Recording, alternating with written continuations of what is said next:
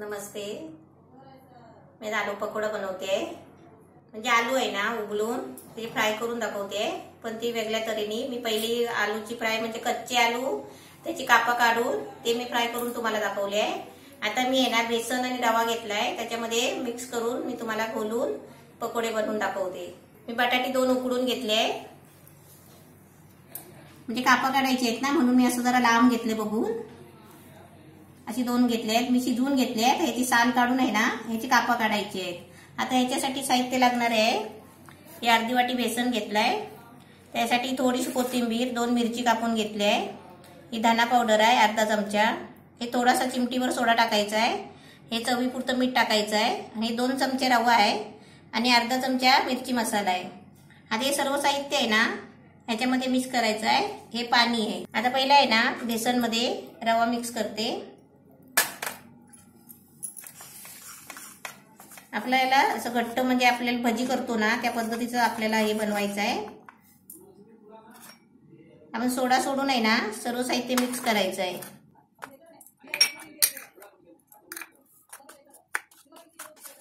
आता याच्यामध्ये पाणी टाकून आहे ना आपल्याला घट्टसा गोळ बनवून घ्यायचा आहे.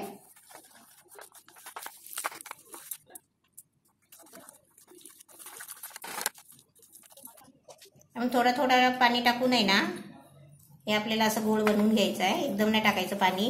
आता बटाट्याचं साल काढेपर्यंत, कापा करेपर्यंत, बटाटा कापेपर्यंत हे गोल आपल्याला झाकून ठेवायचं आहे. आणि त्याच्यानंतर आपल्याला आहे ना मिरची, कोथिंबीर आणि सोडा, चिमटीवर सोडा टाकायचा आहे. तोपर्यंत हे मी असं झाकून ठेवते.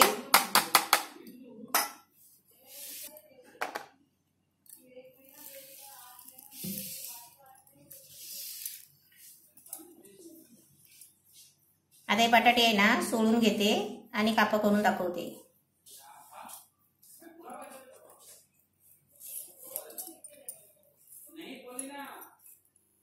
हे असे आहे ना ह्याचे शिजलेला आलू आहे ना बटाटो, त्याच्यामुळे त्याचे जाड जाड अशी कापं करायची. आता आपली कापं बटाट्याची करून झाली आहे. आता आपलं हे सुजी पण आपले म्हणजे पीठ पण आपलं मस्त आता तयार झालं आहे. ह्याच्यामध्ये हे कोथिंबीर, मिरची टाकायची. जरासा चिमटीवर सोडा टाकायचा.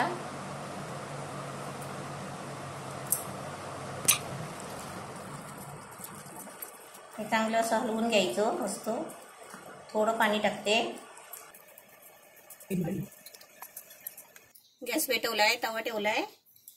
आता याच्यामध्ये आहे ना थोडं तेल टाकते. 1 चमचा तेल टाकलाय. आणि हे आहे ना बटाटो आपला बेसनच्या पिठाचा रव्याचा घोळ केलाय ना त्याच्यामध्ये असं बुडवून आपल्याला तेलामध्ये सोडायचं आहे.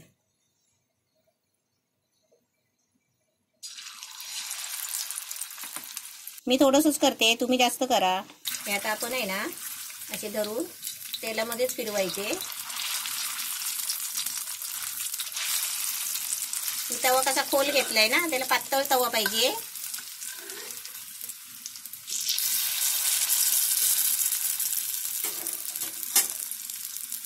पातळ आपण पॅटीस बनवतो ना तसे हे बनवायचे आपले पॅटीस सारखे. फिरवताना गॅस जरा बारीक केला होता. आता मी फास्ट करते आणि चांगले गोल्डन फ्राय करून घेते. मस्त आपले गोल्डन ब्राऊन झालेत एकदम. आता आहे ना हे काढते आणि असेच आहे ना बाकीचे पण करून घेते.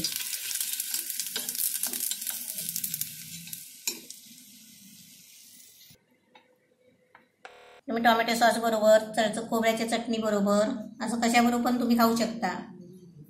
आलू पकोडे मस्त छान झाले आहे. असे तुम्ही पण बनवा.